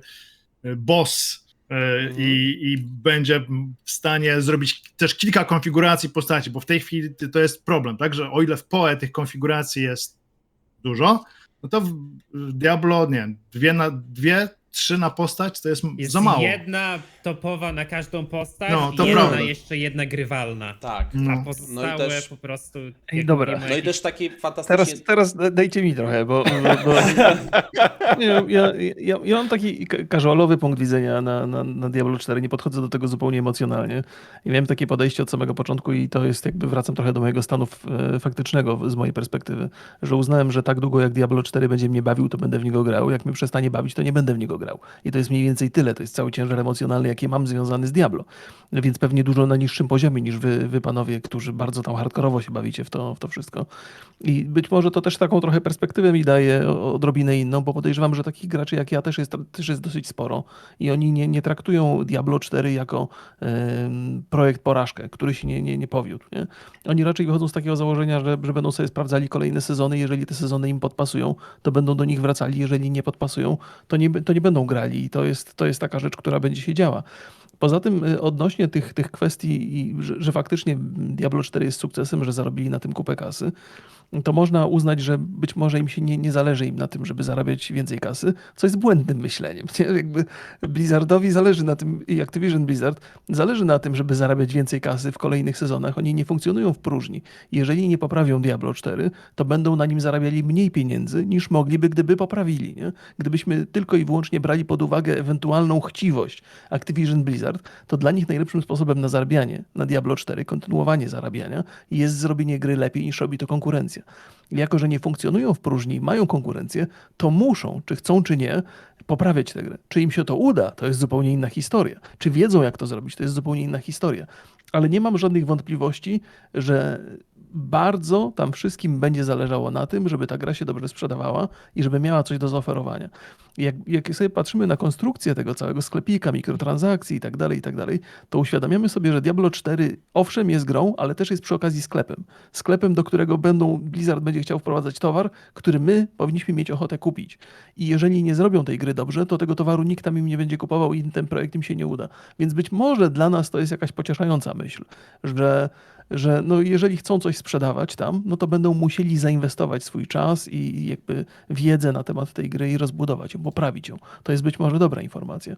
Gorsza informacja może być taka, i to jest już właściwie mój ruch w stronę tego ostatniego punktu, właściwie ostatniego, którego żeśmy ustalili, czyli co przyniesie przyszłość, że Blizzard uzna, że zrobienie dobrej gry jest problematyczne i pójdą w tę stronę, w którą idzie Diablo Immortal, czyli w bardzo intensywne mikrotransakcje pay to win. Bo owszem, dzisiaj w sklepikach nie ma nic, co by wzbudzało aż takie wątpliwości. Natomiast moja obawa, i od początku, jeszcze przed premierą o tym mówiłem, jest taka, że w tym sklepiku może się pojawić prędzej czy później coś, co spowoduje, że będzie nam się chciało, nie będziemy mieli wyjścia. Mówiliście o tym, że w Diablo i w ogóle w grach Action RPG to poczucie progresu, to takie intensywnego progresu jest bardzo istotne. I że jeżeli im się nie uda tej gry dobrze zrobić, to moja obawa jest taka, że wprowadzą do sklepika takie rzeczy, które dadzą to poczucie intensywności progresu. I to jest chyba coś, co działa dobrze w Diablo Immortal. Tego nie jestem pewny, bo dużo w Diablo Immortal nie gram. Ale to jest moja największa obawa, jeżeli chodzi o przyszłość. Że ja z jednej strony mam nadzieję, że rozumiem, że Blizzard ma powód, żeby pracować nad tą grą, żeby uczynić ją lepszą, żeby być lepszą grą niż Path of Exile 2 się zapowiada, ale jeżeli im się to nie uda, to mogą pójść w mikrotransakcje, które będą dla nich pieniądzem, a dla nas niestety jedną wielką porażką. Więc przechodząc już do tego, A mogę to jak waszym... skonfrontować jeszcze tylko, co Rok powiedziałeś, bo Proszę cię bardzo. ja mam wrażenie, że ty to, co teraz powiedziałeś, to trochę zapominasz o tym, jak silną marką jest Diablo i jak silną marką jest Blizzard. Bo ty powiedziałeś, że oni muszą stworzyć dobrą grę, żeby ją dobrze sprzedać, żeby ona mogła konkurować. A mi się wydaje na przykład, że z uwagi na tak potężną markę, czy tam IP-sa, jakiego oni wytworzyli, to Diablo 4 jest idealnym przykładem na to, że oni wcale nie muszą zrobić dobrej gry, żeby ją idealnie sprzedać, bo to jest ogromny sukces sprzedażowy, a no obecne na przykład oceny graczy odzwierciedlają coś zupełnie innego. I ty patrzysz trochę na to z takiej perspektywy firmy, która jest firmą 1-1 ze swoim konkurentem, czyli nie wiem, masz na przykład stragan z drożdżówkami po jednej stronie ulicy i po drugiej stronie ulicy i oni muszą konkurować ze sobą za pomocą lepszego produktu albo lepszej ceny, a zapominasz w tym wszystkim, że Blizzard jest marką na tyle potężną, że nieważne co oni wypuszczą, ludzie to kupią. Nie zgadzam się z tym. Uważasz, że gracze są na tyle naiwni, że są gotowi płacić za produkt, który im się nie podoba, który im nie daje frajdy, tylko dlatego, że za tym stoi coś takiego dużego, że to jakaś historia za tym stoi? Popatrz na mnie, ja jestem typowym casualowym graczem, który już nie gra w Diablo 4. To nie jest tak, że ja przeżywam fakt, że nie gram w Diablo, po prostu nie gram, bo mnie to znudziło, co mają do zaoferowania. I nie jestem gotowy płacić za kolejny sezon, chyba że tam się pojawi coś, co mnie zainteresuje. Więc jeżeli o mnie chodzi, nie, to w ramach Diablo 4 Blizzard dostał wszystko, co mógł dostać do tej pory. I jeżeli nie dorzucą czegoś, co będzie ciekawe, no to nie dostaną więcej. Nie? To jest jakaś strata, nie? Przynajmniej z mojej perspektywy. Jeżeli więcej graczy myśli tak jak ja, to Blizzard już na tym nie zarobi. To nie jest oczywiście powiedziane, bo być może jest tak, że ty masz rację, że Diablo 4 jest tak silną marką i Diablo jest tak silną marką, że ludzie będą wydawać kasę niezależnie od tego, co w tej grze się pojawi. Mam co do tego wątpliwości, ale nie jestem pewny. No, czas pokaże. Nie? Wydaje mi się, mi bardziej że chodzi- nieważne co zrobią, wystarczy jeden dobry cinematic, żeby ludzie rzucili się na falę hype'u. Też tak mi się wydaje, że dosiadanie się ludzi do tej fali hype'u D4, czy to w dodatku, czy to teraz co mieliśmy do czynienia, nawet po becie, gdzie w becie na przykład bardzo dużo było już takich wskazówek, że ta gra raczej nie spełni tych oczekiwań, które mieliśmy, czyli na przykład jakieś tam dobre rozwiązania z poprzednich serii, z poprzednich części. Nadim, Ale to była łatwo tylko jest. beta, pamiętaj. To tylko beta, tak, to tylko beta, no. I łatwo jest, wydaje mi się, ludziom wsiąść w hype train akurat Diablo, bo jednak te sentymenty właśnie, nie, te nasze historie, Przepraszam, to dzieciństwo. nawet ci wejdę. To widać po wieku graczy, nie? Że wydaje mi tak. się, że wśród bardzo dużo osób się jakby ogląda rzeczy z Diablo, ale to zazwyczaj nie są widzowie 15-letni na przykład, czy 16-letni. Właśnie. To jest gra od 18 roku życia. Tak, dlatego większość widzów to jest tam widzowie, którzy mają jakieś emocjonalne związanie z serią. Tak, Więc oni do końca będą liczyć, tak. mówiąc, no dobra, ale to jest Diablo, więc dam szansę. Tak, nie? nadzieja właśnie, umiera to było ostatnia. bardzo widoczne podczas premiery, bo przecież Tak. jak my zrobiliśmy ten podcast, to bardzo krytycznie podeszliśmy do Diablo 4 i wtedy zderzyliśmy się z tą częścią społeczności, która nas krytykowała, bo mówili, że to jest tylko beta, że w kolejnych aktach będzie lepiej. Potem jak wyszła gra, to pojawiła się narracja, że w kolejnych sezonach będzie lepiej. No i teraz o czym się mówi, że w 20 sezonie będzie lepiej. Tak, Gdzieś ta nadzieja- jest tego. Ale wiecie Na co? końcu umiera. Muszę was zatrzymać jeszcze na chwilę, bo jakby to, co mówicie, jest w tym dużo racji, natomiast musicie brać pod uwagę, w jakim tempie wy konsumujecie content, nie? Diablo 4. I porównać wasze tempo do tempa typowego gracza. Ale Bo to, czego wy żeście doświadczyli przez pierwszy miesiąc grania, to jest coś, co normalny gracz potrzebuje na to 3 miesięcy, 4 miesięcy, nie? I żeby te wnioski wyciągnąć, które wy macie dzisiaj, to potrzeba dla przeciętnego gracza znacznie więcej czasu. Ja potrzebowałem dużo więcej czasu niż wy, nie? Bo to, o czym ty, Tak. Piotrek, mówiłeś w swojej recenzji, ja ją oglądałem, to okazało się to prawdą, ale ja tą prawdę, wiesz, jakby przyjąłem do wiadomości po tym, jak spędziłem przy tej grze, nie wiem, 200 godzin, nie? Bo to jest tyle czasu potrzeba, a taki zwykły casualowy gracz, no nie poświęca 8-10 godzin dziennie, nie? Więc dla niego ten content, który tam jest, może się okazać dużo bardziej długoterminowy niż dla was, nie? Wasza perspektywa jest to- trafna, bo jest wasza, nie? Natomiast czy ona To co do... rok ty To mówisz, trwało to jakiś jest miesiąc. mega mądre i my w ogóle z chłopakami Tak. gadaliśmy na ten temat, jak byliśmy po pierwszym podcaście, jak pierwszy raz rozmawialiśmy na temat Diablo. Ja pamiętam, że my wtedy faktycznie próbowaliśmy to tłumaczyć widzom, że ilość kontentu, przez jaki my się przypaliliśmy na przykład w trakcie pierwszej bety, albo ilość kontentu, przez jaką my się przypaliliśmy po pierwszych 3 dniach od wyjścia gry, albo Piotr, który na przykład dostał wcześniejszy dostęp do gry, to jest coś, co ludzie zauważą po miesiącu. I my, nie wiem jak wy, ale ja mogę powiedzieć za siebie, ja zauważyłem, że to bardzo mocno rezonowało potem, bo po pierwszych 2-3 tygodniach od premiery Diablo 4 do mnie przychodziło bardzo dużo osób i mówiło, że widziałem twoją recenzję, ja się z nią nie zgadzałem, ale teraz zaczynam to zauważać, to się zaczyna robić monotonne. Totalnie, tak samo u mnie na czacie, jakby to, o czym ty mówiłeś Rok, dokładnie, jakby masz totalną rację, my to przepaliliśmy ten content bardzo szybko, no nie?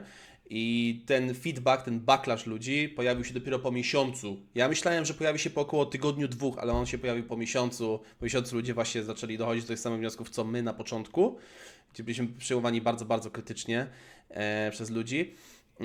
No i tak to wyglądało. No i też właśnie jeszcze kończąc, wydaje mi się, że jeżeli chodzi o serię Diablo, to wydaje mi się, zastanawiam się nad podejściem tego Blizzarda i konkurencji, bo na pewno konkurencja pomoże, ale z drugiej strony jakby ludzie, zauważyłem, że w kwestii Diablo bardzo szybko wskakują do tego wózka hype'u i jakby tak jak ktoś powiedział, tutaj wystarczy jeden dobry cinematic i ludzie to kupią.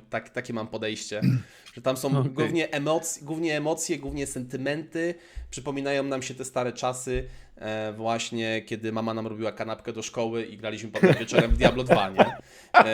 Drogi Nedynie, sam mówiłeś o swoich początkach, jak Tak. za młodu grałeś Diablo, ile czasu ci zajęło, wtedy byłeś niedzielnym graczem. I teraz wyobraź sobie, że takich niedzielnych graczy jest też więcej i coraz więcej osób gra pewnie taką metodą jak ty kiedyś, czyli przechodzi, nie wiem, miesiąc Tak. do drugiego i tak dalej. Tak, tak. Diablo 4 jest największym ze wszystkich Diablo, jest gigantyczna gra i rzeczywiście osoby, które czekały na nią i zarezerwowały sobie urlop, żeby przejść, no to ją przeszły i mogą nie mieć za dużo do roboty. Natomiast te, które powiedzmy grają tak jak większość ludzi, no to mają tam mnóstwo rzeczy jeszcze do ogarnięcia i no jak już sam na samym początku też wspominałem, to jest gra, która cierpi na kryzys tożsamości. Ona chce zaspokoić jednocześnie dwie grupy graczy, które nie są w zasadzie kompatybilne. Czyli z jednej strony niedzielnych, którzy sobie popykają, zobaczą co tam u Lilith, próbują przejść kampanię i tych wyjadaczy, hardkorowców, którzy w tej chwili są zawiedzeni. Sądzę, że niedzielni gracze są zadowoleni, a hardkorowcy no nie za bardzo. Wiesz co, Ale ja bym nie się zgodzę odniósł się z tym do tego. akurat, nie Okej. zgodzę się z Ja tym mam- akurat, bo To mówi. wydaje Papier, mi kamień, się... nożyce, Nadine. To ja teraz powiem. Mów. Borysław do mnie się odnosił, nie? To ja się z tym nie zgodzę, bo o ile na początku faktycznie, jakby ja też czułem większe znużenie, no bo wiadomo, przepalam szybciej content i jakby to jest moje całe życie, full time streamowanie, ale i mam więcej czasu oczywiście, ale jakby właśnie teraz ci właśnie casualowi, niedzielni gracze jakby też przychodzą na moje streamy i to nie mówię to o jednym, 2 przypadkach, tylko naprawdę jakby mój cały Discord, tam jest 7000 osób i ludzie się po prostu odwracają od tego, bo tak jak ty powiedziałeś, faktycznie im jakby skonsumowanie tego zajęło trochę więcej czasu, ale ostatecznie no po miesiącu ludzie wymiękają.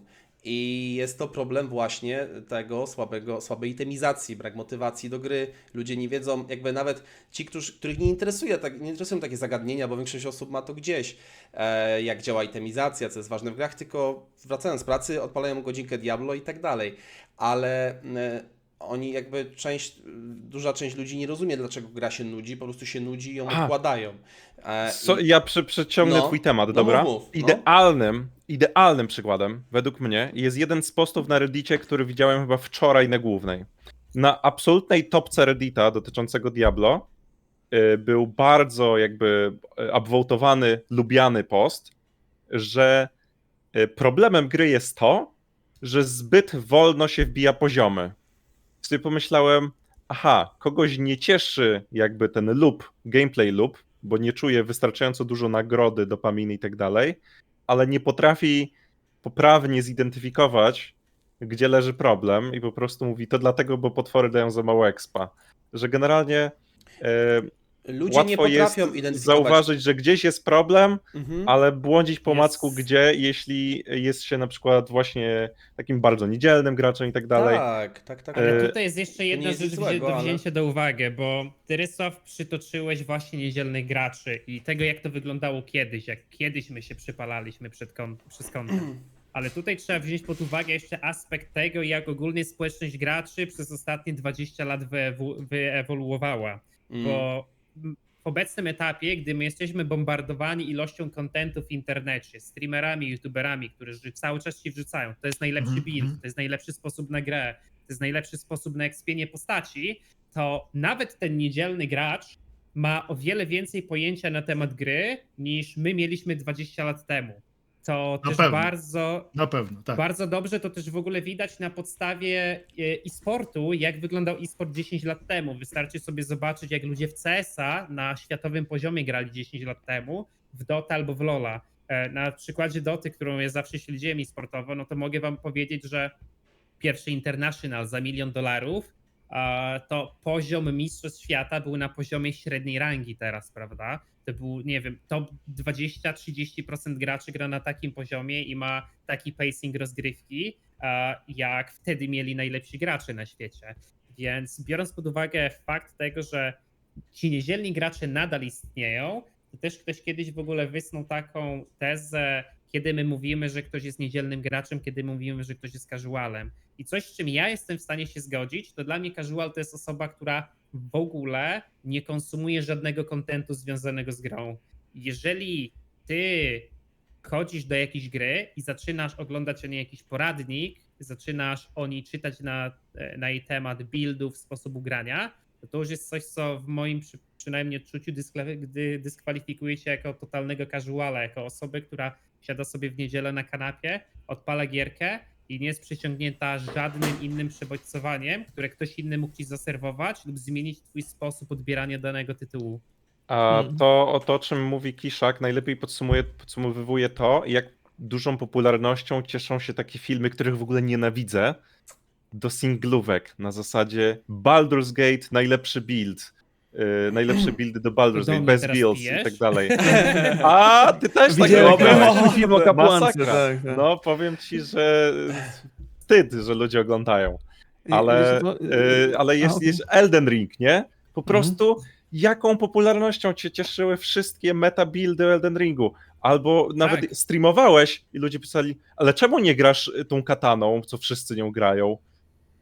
Bo chcę sobie pograć po swojemu, ale już ludzie to przyjęli za normę, że nie wiem, Tak, odpalasz... ludzie już nie grają po swojemu, już nie ma takiego casualowego typu rozgrywki, tylko, no wiecie, to jest ciężko ocenić procentowo. Mi się wydaje, że najprostszym sposobem oceny tego, które nam daje jakąś statystykę, by było Poe Ninja, no nie? Tak mi się, Piotrek, wydaje. No. Żeby zobaczyć, jak topowe buildy faktycznie sprzedają się w społeczności graczy. Zatrzymajmy się na chwilę przy tym temacie, bo myślę, że to jest dobre pytanie do Rysława akurat w tej kwestii, bo po pierwsze tak, kiedy mówicie o tych casualach, to jest bardzo ciekawa definicja, którą Kiszak przedstawił i ja jakby konsumując te gry spotykam się często z takimi opiniami, że dlaczego ja buduję postacie po swojemu, skoro są gotowe w internecie, ja to zrobię szybciej, ja to zrobię lepiej. Na pewno nie wymyślę takiego, pewnie nie wymyślę, natomiast jakby cała przyjemność dla mnie z poznawania gry wynika z tego, że buduję sobie coś sam, nie? Jakby rozumiemy, że ta społeczność graczy się zmieniła, że to konsumowanie kontentu się zmieniło bardzo mocno. I teraz jakby pytanie do Rysława jest takie, czy deweloperzy są w stanie nadążyć z produkcją gier do tego stopnia, żeby zaspokoić tę nową potrzebę, tę nową grupę graczy, którzy już nie są casualami, ale jakby chcą mieć gotowce z internetu, dzięki temu przyspieszają sobie grę i czy deweloperzy są w stanie nadążyć, żeby produkować tak dużo kontentu, żeby tę nową potrzebę zaspokoić. Sądzę, że są w stanie coś takiego zrobić. Znaczy są w stanie wyprodukować taką zawartość, takie mechaniki opracować, żeby sprawić, by gracze mieli więcej możliwości do wyboru. Natomiast to chyba powinno leżeć już, powinno być szkieletem danego projektu. To powinno powstawać jako główne założenie, jako baza, jako fundament. Chcemy stworzyć projekt, który będzie pozwalał naszym graczom zarówno na to, by grając sobie solo w domku, robili fajne rzeczy, jak i było dużo możliwości, schematów, konfiguracji postaci do wyboru spośród rozmaitych strumykarzy w sieci, czy też na stronach rozmaitych. I no, w tej chwili w Diablo 4 jest z tym problem, bo jak już powiedzieliście, jest za mało tych konfiguracji zróżnicowanych, bo mechaniki na to nie pozwalają za bardzo. Niektóre mechaniki są wypchnięte do przodu, niektóre schowane, niektóre działają średnio jak odporności, albo nie działają w ogóle. Więc wydaje mi się, że takie były założenia, ale coś nie wypaliło. O, tak bym to określił.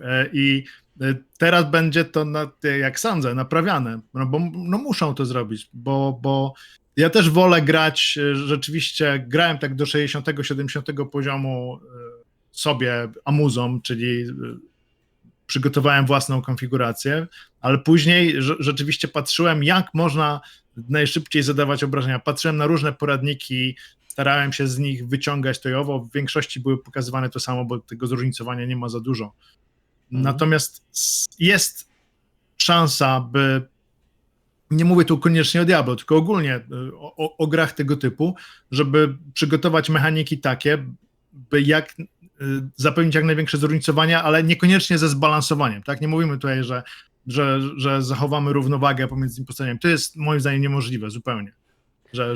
Że wszystkie mechaniki, że wszystkie konfiguracje będą jednocześnie różne, a z drugiej strony takie same, bo no, to jest niemożliwe. Natomiast sądzę, że jest możliwe stworzenie zróżnicowanych, ciekawych mechanik, które pozwolą na rozmaite podejścia do gry i sprawienie, że gracze będą mogli grać w swoim stylu albo czerpać już z jakichś tam zaczerpniętych szablonów. Może, kto wie, może w jakichś grach pojawią się już na przykład, tak jak mamy w Hearthstone'ie chociażby, tak? Możliwość skopiowania sobie talii, którą ktoś złożył. Klikamy sobie raz na jakiejś zrobionej konfiguracji i gra później nas prowadzi. Żeby wymaksować tę konfigurację, znaleźć ten przedmiot. I może coś takiego będzie. To mogła być też ciekawy sposób na wprowadzenie jakiegoś elementu rozgrywki, że gracz stara się taki schemat doprowadzić do maksymalnej wydajności. Pobiera go sobie z sieci. Zmiennych w hack and slashu, żeby coś takiego wprowadzić.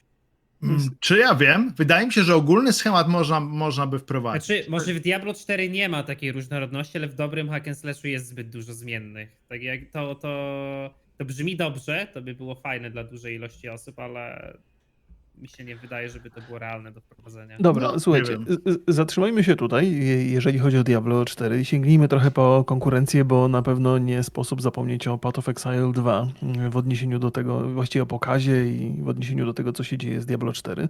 Zakładam, że wszyscy mamy nadzieję, że Diablo 4 ulegnie poprawie i wszyscy doskonale wiemy, że ta poprawa jest potrzebna. Natomiast teraz mam jakby pytanie do was w niewielkim stopniu, żebyście mi powiedzieli w waszych oczekiwaniach odnośnie Path of Exile 2, ale bardziej mnie interesuje wasza opinia na temat tego, czy Path of Exile 2 będzie gotowe na premierę, która nastąpi pewnie za półtora roku dopiero, czy będzie endgame'owo gotowe na premierę lepiej niż Diablo 4, waszym zdaniem? Nadine? No, wydaje mi się, że. Znaczy, no co, sugerujemy się na razie tylko tym pokazem, tym co widzieliśmy, także to jest też takie trochę. No i różny doświadczeniami sposób. Tak, no Grinding Gear Games. Tak, no ja osobiście to dosyć niewielkie, bo mam 150 godzin w PoE może, także tutaj bardziej bym pasnął głos dalej, ale o moich oczekiwaniach mogę powiedzieć, jeżeli chodzi o to, czego oczekuję od tego i to, co widzieliśmy było tej prezentacji. No moim zdaniem to jest taki mokry sen każdego fana Action RPG, przynajmniej to, co zobaczyliśmy, czyli masa unikatowych przedmiotów, dostajemy chyba, Piotrek, popraw mnie Kiszak, 700 baz przedmiotów, to daje nam 700 unikatowych przedmiotów, tak? Na start. Powiedzieli, że 700 baz będzie na start i każdy będzie miał co najmniej jeden unikat na I start. co najmniej unikatową jedną wersję, więc jakby, no tutaj, jak porównujemy, no to 40 razy więcej niż w Diablo 4 unikatów. 40... No, trochę mniej, ale no tam było 50 około jest w Diablo 4, nie? Tutaj mamy 700, no to mamy te 14 razy więcej na dzień dobry. Ale też jakby te opcje rozbudowywania, no nie? No PoE 1 jest imponujące pod względem właśnie różnorodności buildów. Przecież są ludzie, którzy którzy tworzą buildy dla innych na zamówienie, odpłatnie i tak dalej i po prostu są ludzie, którzy się jarają tym, że na każdy sezon robią jakiś taki hipsterski, undergroundowy build. Jest to chyba najbardziej, jeżeli chodzi o gry Action RPG, to chyba nie ma gry, która mogłaby dorównywać PoE 1 w tym wykonaniu. No i PoE 2 też zapowiada się ciekawie, zwłaszcza, że tam zaprezentowali jeszcze zmiany dynamiczne, tak, w buildach, że jeszcze więcej tych właśnie opcji było, gdzie zmieniamy, chyba switchujemy broń, zmieniamy zestaw broni, również możemy wybrać Tak. jakby drugi zestaw umiejętności do tego, no nie? Więc Tak. jakby wygląda na to, że jeszcze bardziej to będzie rozbudowane. Z drugiej strony jest to przerażające dla właśnie casualowych graczy. Mam nadzieję też, że będzie to lepiej rozwiązane niż PoE 1, gdzie od PoE 1 bardzo dużo osób się odbijało, w tym myślę, że też A miał... to jest właśnie trochę nawiązanie do tego, co Rok się zapytał. Czy No. można stworzyć grę, która spełni te oczekiwania? Mm. I mi się wydaje, że Myślę, że będą PoE teraz takie jest dobrym zadanie. przykładem gry, która spełnia takie oczekiwania, bo nowi gracze, jak mówią coś o PoE, to najczęściej mówią o tym, sam to mówiłem, że w tej grze jest za Mhm. dużo kontentu, że jego jest tak powrzucany z tych innych sezonów, że czasem grasz w tą grę i nie wiesz, za co się Mhm. zabrać, nie Mija rozumiesz się te- tych systemów. Mija się te artefakty poprzednich sezonów, to nie? I świeży gracz Tak, na przykład i ma nawet bardzo... nie używasz tego. Mhm. Ale No. mówimy o grze, która już jest, bo jakbyśmy zaczęli się odnosić do Path of Exile w dniu premiery, to pewnie byśmy mieli inne opinie. A, no tak. Ale no, więc jakby porównujemy trochę do Diablo 4, ale dlatego pytam was, i jakby Piotrek, wiem, że ty się Path of Exile bardzo, już ci przekazuję głos, bo widzę, że ledwo siedzisz na tym fotelu. Ale właśnie Więc- chciałem się więc odnieść do tego, co opowiadaj. powiedziałeś teraz. Chciałem, żebyśmy wrócili do tego pytania jeszcze zanim że, Aha. czy Path of Exile 2 w momencie premiery ma szansę zapewnić endgame, który jest rozbudowany tak, żeby nas zachwycić i nie tylko casualowych graczy, ale też hardkorowych. A zanim odpowiem na to pytanie, mogę się odnieść do tego, Proszę co cię powiedziałeś bardzo, przed chwilą, Jasne. bo to jest częsty argument. Ej, ale PoE też czegoś nie miało na premierę, nie? W sensie, że względem Diablo 4. Ale to jest śmieszny argument, gdy się weźmie pod uwagę, że PoE było rozpoczęte przez 3 ludzi, którzy zrobili we trójkę, rozpoczęli fundamenty gry W z garażu. własnym silnikiem w garażu, nie robiąc nigdy wcześniej żadnej gry. No, ale Debiut co to- trójki ludzi w garażu, wiesz, więc to jest oczywiste, że gra na początku nic nie miała, Mhm. bo nie była robiona... No wiesz, gracza wiesz. to nic nie obchodzi, czy robiło grę 3 osoby, czy robiło 300, nie? Z jego perspektywy jest gra. Jakby Nie do końca się zgadzam. Nie Jakby deprecjonuję tego, co... okej, w inaczej porządku. oceniane są gry robione przez mały zespół, niż gry robione przez AAA. Gdyby, nie wiem, ostatnio zachwycałem się Slormancerem, ale część tych Nawet moich cena zachwytów... tutaj gra rolę, prawda? Tak, była związana z tym, że Slormancer był tani i robiony przez 3 osoby. Chociaż teoretycznie, no nie wiem, może ktoś mógł powiedzieć, ale ma mniej kontentu niż Diablo 4, więc powinieneś ocenić go gorzej. No ale to jest, wiesz, Nie, inna bo tu półka. wiesz co, myślę, że tu cena ma podstawowe znaczenie, że to, co że to, co człowiek musiał wydać, tam jakby okej, w porządku. Może jest tak, że jeżeli wiemy, że grupa była mała, która robiła grę, to wybaczamy więcej, ale myślę, że ostatecznie to, jak głęboko musimy sięgnąć do portfela, to jest ten główny czynnik, przez pryzmat którego oceniamy to. Ale wracając już do tej kwestii Path of Exile 2 i endgame'u i kontentu. To tak, to myślę, że oni mają fenomenalną sytuację, bo mogą sobie zaczerpnąć bardzo dużo z jedynki i stwierdzić, ej, weźmy to z jedynki, to z jedynki, to z jedynki, po prostu utnijmy rzeczy, które są najbardziej potencjalnie przytłaczające, żeby nadal mieć na sam start, wiesz, bogatą pulę kontentu, ale jednocześnie odciąć się od tego, co najbardziej może odstraszać nowicjuszy. No i od samego początku jest to gra jakby robiona z zamysłem długowieczności. Oni nawet powiedzieli, że chcą zrobić... na pewno wiemy, jeśli chodzi o endgame, to wiemy tak, że na start, już w momencie premiery, ma być tak, ponad 700 unikatów, okej, brzmi dobrze. Ma być system itemizacyjny, który pokazali dogłębnie, wygląda, wiesz, z perspektywy kogoś siedzącego w RPG-u, no wygląda na taki, że będziemy się zachwycać tymi temami. Pokazali, że jest 100 unikatowych bossów, każdy z tam osobnym soundtrackiem, mechanikami i tak dalej. No, jeśli porównujemy do Diablo 4, no to ile mamy unikatowych bossów w Diablo 4? Między 5 a 11, coś takiego.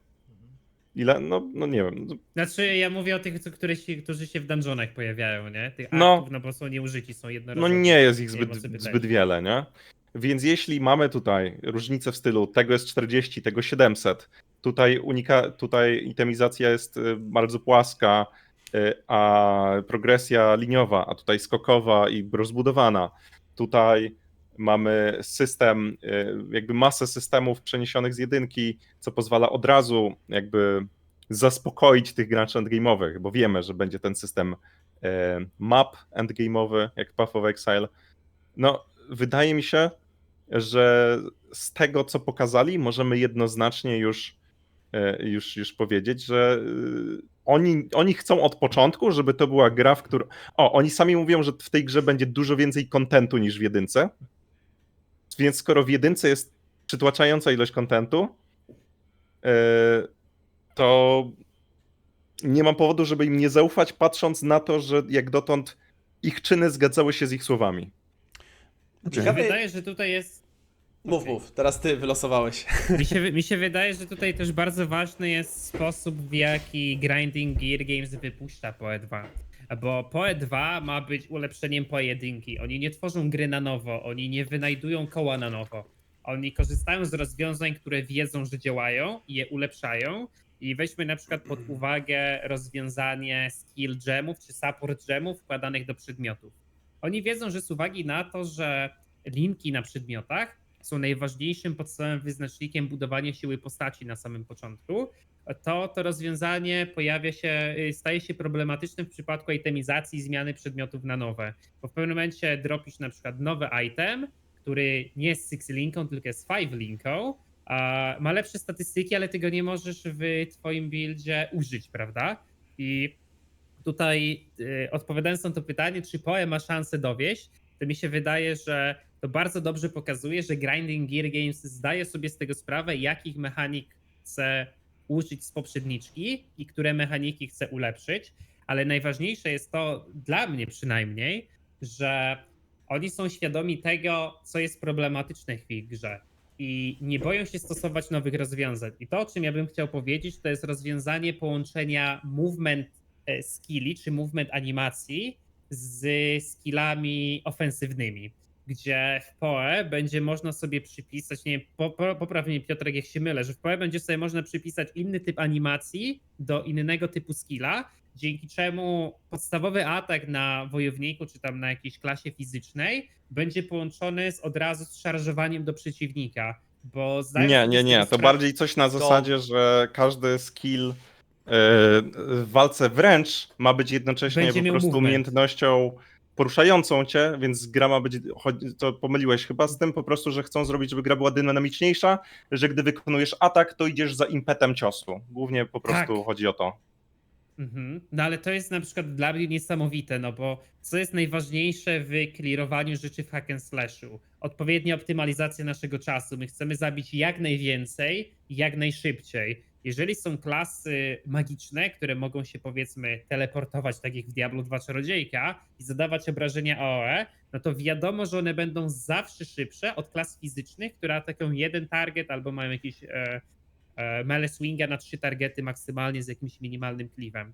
I PoE tutaj próbuje wyjść do przodu i wybalansować te klasy, dodając klasom fizycznym dodatkowy movement, który przyspieszy ich pacing rozgrywki. I dla mnie to jest niesamowite rozwiązanie i ja nie widziałem czegoś takiego jeszcze w żadnym innym hack and slashu. No i też tak jak mówiłeś, na taką miarę. bardzo trafny mają, wydaje mi się, że bardzo trafnie wyciągają wnioski.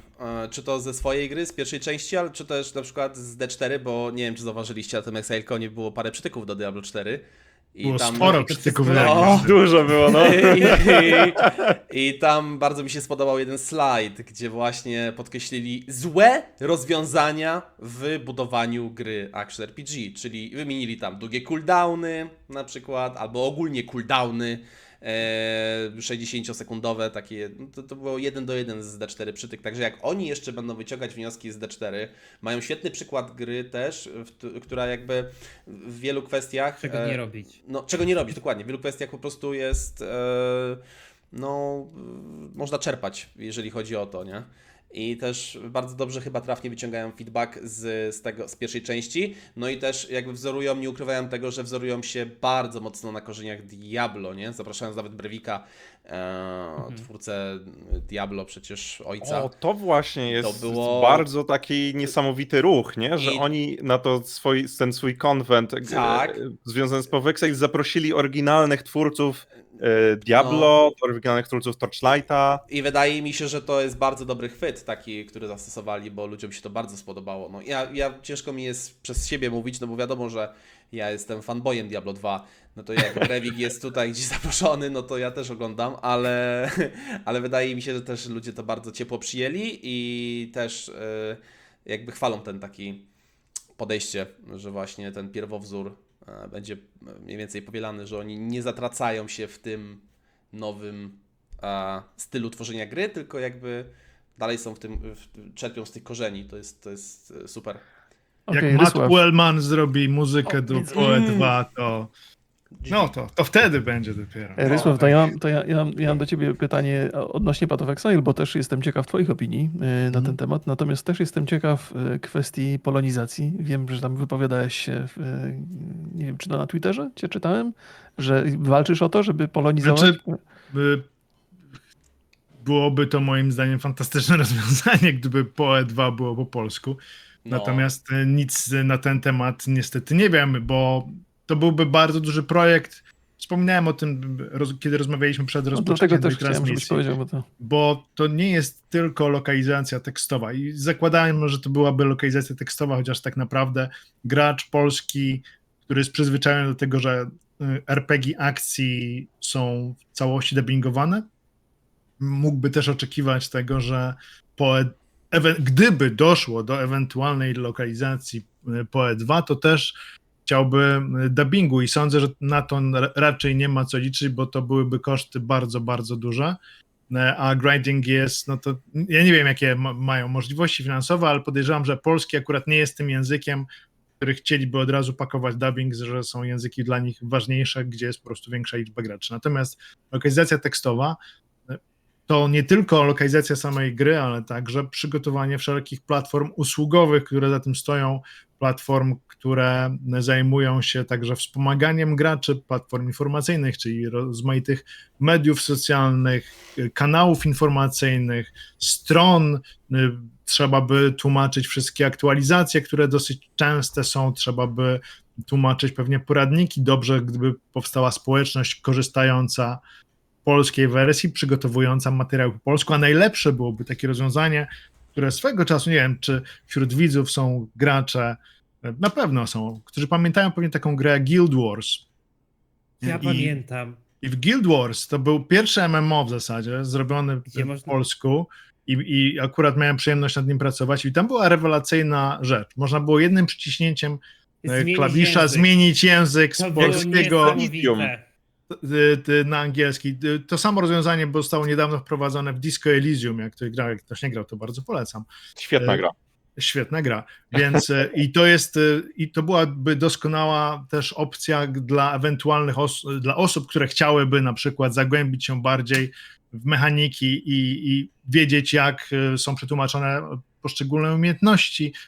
To interakcja z graczami, wiesz, też bardzo ułatwiało. Oczywiście, ja pamiętam, oczywiście, kurczę, jak brzmi ta umiejętność? Muszę teraz zobaczyć sobie na stronie jakiejś. Jak brzmi po angielsku, dokładnie. Tak. A tak to sobie tam wciskałeś Ctrl-Alt, to chyba było i od razu jak grałeś z kimś z innego kraju, to mu mogłeś powiedzieć, o jakie umiejętności ty myślisz. Więc gdyby coś takiego wprowadzono, to już w ogóle byłoby fantastyczne rozwiązanie i sądzę, że to nie jest, znaczy ja wiem mniej więcej, jak to zrobić od strony technicznej. Pytanie, czy Grinding jest o tym myśli. Natomiast sama lokalizacja, no wydaje mi się, że przełożyłaby się na jeszcze większą popularność PoE, bo nie ukrywajmy, że PoE, choć jest grą bardzo dobrze ocenianą, to jednak w porównaniu do Diablo, to cały czas, i wiem, że teraz rzuci się na mnie jak stado wygłodniałych, agresywnych ogarów pewna grupa graczy, którzy nie wierzą w to, że PoE jest jednak bardziej niszową grą. No jest bardziej niszową, mimo że jest darmowa. Nie jest. To jest jednak gra bardziej niszowa, przeznaczona właśnie dla tej grupy bardziej hardkorowej, bo wystarczy na samym początku, jak się zobaczy to gigantyczne drzewko rozwoju, to część graczy odpada od razu. To Mm. nie, to Rok, nie dla mnie. Rok ma taki klip, który u mnie jest kultowy na streamie, jak taka parusekundowy klip, w którym mówi, że gracze PoE są kurwa najgorsi, bo Nie dają grać w Diablo 3 spokojnie. No. męczą. Ej, słuchajcie, jako że żeśmy przy tej lokalizacji na chwilę się znaleźli, to ja bym chciał sięgnąć po jeszcze jeden temat. Ja wiem, że jeżeli chodzi o Diablo 4, to żeśmy ledwie zarysowali czubek góry lodowej i to można by godzinami gadać.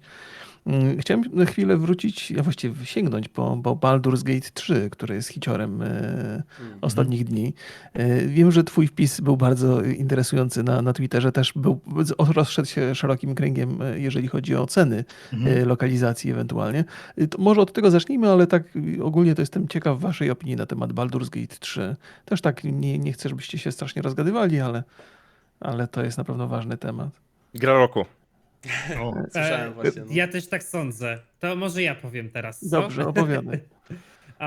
No to generalnie dla mnie Baldur's Gate 3 nie jest grą idealną, ponieważ ma kilka mankamentów, ale to co ja bym powiedział na temat Baldur's Gate'a, to te mankamenty są związane z jego dopiero wyjściem i są bez żadnego problemu naprawione, ponieważ żaden z nich nie jest stricte połączony z ogólnym corem rozgrywki i czymś, co by nam odbierało przyjemność albo by sprawiało, że ta gra jest mniej ciekawa.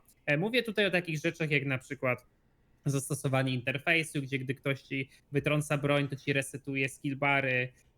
Mówię tutaj o drobnych bugach wizualnych, które się pojawiają, albo glitchujących się questach, gdzie nie można z kimś pogadać, o śmierciach pojawiających się przechodząc przez różne lokacje, gdzie trzeba po prostu zapisywać grę przed każdą lokacją, bo zdarza się to, że wchodząc do kolejnej, po prostu całe party wybucha i nie wiadomo co z tego powodem. Ale my też w ogóle wcześniej, jak chwilę się rozgrzewaliśmy, to poruszyliśmy ten temat tego, że inne studia, nazwijmy tak, trochę zaatakowały Lariana, prawda? Na podstawie tego, że ich gra jest za bardzo złożona i że bardzo nie chcieliby, żeby ludzie uznawali to za kolejną wytyczną poziomu, jaki może dowieść porządny deweloper. I to, co zrobił Larian, to jest niesamowite. I ta gra to jest izometryczna gra, która jest, to co Piotrek mówił, bardziej wertykalna w budowie poziomów niż gry 3D, prawda? I ja mam na przykład taki bardzo duży problem z ogrywaniem Baldur's Gate'a. To wam właśnie mówiłem wcześniej, że ta gra jest bardzo kreatywna i pozwala stosować ogromną ilość kreatywnych rozwiązań, do których ja jako gracz nie jestem przyzwyczajony. Mówię mniej więcej o tym, że można rzucić kwasową strzałę elfa w przeciwnika, po czym nasz stojący wojownik z uwagi na to, że będzie kwas na ziemi, może w tej samej turze zanurzyć miecz w tej truciźnie, dzięki czemu będzie zadawał dodatkowe obrażenia, a przy okazji wyprowadzić atak. Ogromna ilość taktycznych elementów, które można wykorzystać w walce. No, moje możliwości myślenia takiego kreatywnego, jak na razie to szczerze mówiąc przerasta i ja bym chciał zobaczyć takie rozwiązanie w innych grach. Okay. W zasadzie to mnie bawi to, bo też właśnie wcześniej rozmawiałem o tym z Kiszakiem, że my gramy w tą samą grę, ale nie gramy w tę samą grę, bo on tam gramy ma zupełnie walkę co inaczej. 5 minut, a ja gram 8 godzin i w 4 walki będzie w te 8 godzin. A u mnie Liże będą ściany. 4 rozmowy. I faktycznie właśnie tam jest masa jakichś problemów, bugów. Ja się męczę z takimi rzeczami, że na przykład nie mogę, nie mogę prowadzić romansu z jedną postacią, bo Tragedia. coś tam gdzieś przeszło, albo A nie może mogę... źle zagadałeś, Piotrek, wziąłeś No, to trzeba, pod uwagę. Nie, to ewidentnie bug. I też w jednym miejscu, w życiu to też tak. O, romans się nie udał, To ale nie twoja wina, nie? to Jak nie coś. moja wina. To dobrze, wszystko Tam dobrze mogę zrobiłeś, jednego nie? kompana dołączyć, bo coś się ewidentnie zbugowało z Quest State'em, ale mam takie poczucie, że doświadczam arcydzieła, które jeszcze jest malarz gdzieś tam poprawki robi na obrazie, tutaj coś źle to zaraz domaluje i tak dalej, ale po tam 50 godzinach ja już wiem, że to będzie gra, o której będzie się mówiło za 10 lat, będzie się może Tak. mówiło za 20 lat. Ale my nawet nie rozmawialiśmy o tym, o aspekcie artystycznym tej gry, jak wam wysyłałem tego Dridera, jak wygląda, co Piotrek powiedział, że to jest ohydne twoim zdaniem, ale tam jest takie przywiązanie do szczegółów, na przykład tak całkowicie bez spoilerów, ale kto z was zrobił już questline'a u Wiedźmy, to w ogóle sposób jej gestykulacji, jej mimika, to jest nie wiem, w Mass Effectach albo we Wiedźminie ciężko jest doświadczyć czegoś takiego. Ja nie wiem, czy oni programowali każdą postać personalnie, czy każda postać miała zrobiony motion capture, ale te postacie na tym ekranie faktycznie żyją. To nie jest tak jak w Gothicu, że ktoś podchodzi i mówi: dzień dobry, chciałbym od ciebie kupić towary, tylko każda postać ma swój sposób poruszania się. To jest niesamowite. Było dużo motion capture, niektóre rzeczy są pewnie generowane przez AI, być może jakieś zaawansowane, ale tak, tam jest dużo takich rzeczy bardzo, bardzo dobrych pod tym względem wizualnym. Nadine? Znaczy ja to tak liznąłem, tylko 7 godzin pograłem i wróciłem do speedrunowania Diablo 2. Jeszcze nie zagłębiałem się w Baldura. To zdecydowanie też nie jest typ gry dla mnie, ale na dłuższą metę, ale planuję sobie przejść. Także ja to tam pasnąłbym temat najchętniej z mojej Okej. strony. Rysław, ty wypowiadałeś się na temat dubbingu, natomiast na lokalizacji. Natomiast miałeś okazję pograć? Tak, znaczy ja tą grę kupiłem jeszcze we wczesnym dostępie. Mhm. Długi, wczesny dostęp, 2-letni. Jako, że mam sentyment do części pierwszej i drugiej, bo pracowałem i przy dodatku do pierwszej, bo robiłem polską wersję opowieści z Wybrzeża Mieczy, byłem szefem projektu tłumaczenia dwójki i Trombala, czyli dodatku. Użyczałem głosu też do dwójki. Jestem Balem, jakby ktoś się pytał. Wow, Ulala. Tak? Naprawdę? ale zajebiście. Ale tam Bal ma 2 kwestie tylko, więc to niewiele. Jedna No, ale to to jest... najważniejsza postać chyba.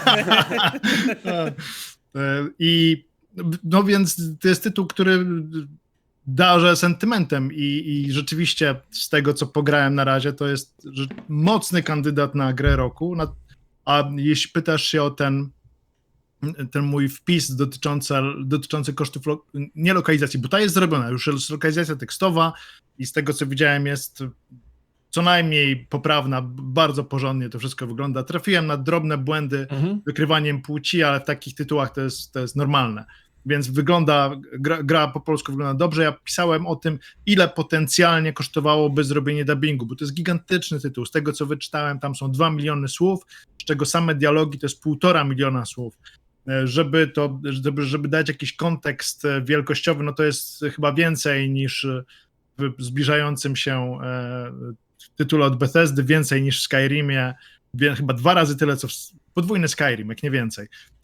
Tych tekstów jest naprawdę mnóstwo, są świetnie zagrane po angielsku, więc sądzę, że zrobienie o lokalizacji, dubbingu pełnego raczej obecnie nie jest możliwe, no chyba że Larian wyskoczyłby z kilku milionów złotych, bo takie wydaje mi się, żeby były koszty nagrania i to byłyby bardzo długie nagrania, więc mimo sentymentu, który w Polsce istnieje do dubbingu dwójki szczególnie, to nie wierzę, żeby w najbliższym czasie można było liczyć na dubbing do trójki i też nie wierzę w zbiórkę społecznościową, to jednak zbyt duża kwota, którą ktoś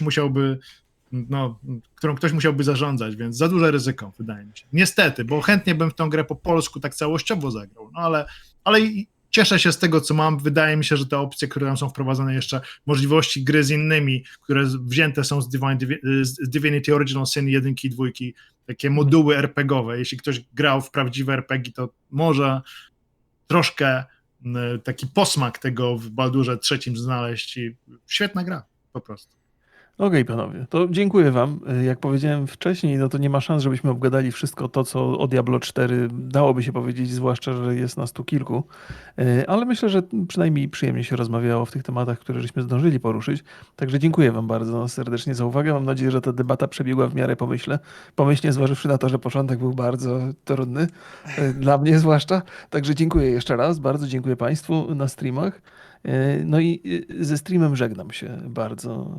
Miło z państwem jeszcze, z panami jeszcze zostanę na chwilę, żeby wszystko było jasne. Dziękujemy Pa, za pa, zaproszenie, streamu, bardzo miło pa. było. Dzięki wielkie. Dzięki wielkie, było mega miło.